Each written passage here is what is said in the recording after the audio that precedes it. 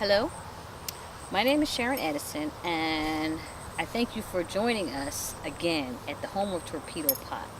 Now, I wanted to offer you some suggestions if you are having difficulty growing your squash like we are here at Torpedo Pot. And what I have been able to do is to try to monitor the amount of water that the squash gets.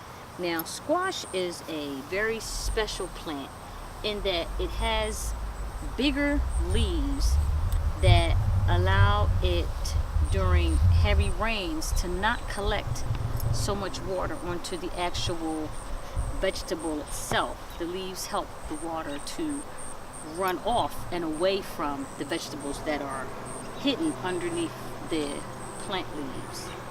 And what I did was turn down the water dial on the planter so that the squash don't have all of the moisture than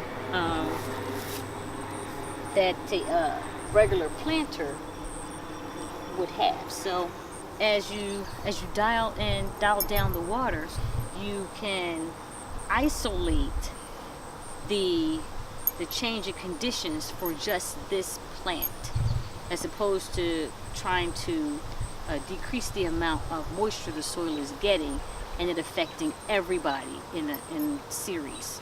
So I just wanted to bring that to you today and to let you know that squash dry rot comes from the soil being too moist in your squash planters. And the way to deal with that is to just turn down the water dial and maybe 2 or 3 rotations and dial back the amount of water that your squash would normally get. And we don't have any squash particular on this planter to show you, but when we find one, then I can bring that to you in a later video. But I wanted to show you this dial here, and on the front of the pot, this dial, you would just if it's up, you would just dial it down at least 2 full turns, and then let it condition with the new environment, and check the soil again to make sure it's not really wet and it's not dry, but a little bit moist. That's all the squash needs, and it will do quite well, and you will have saved it from what they call squash dry rot.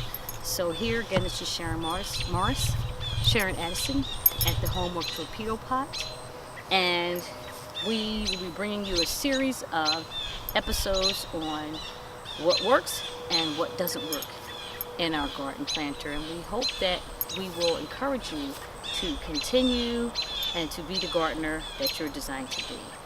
So thank you, and until next time, keep growing. Bye.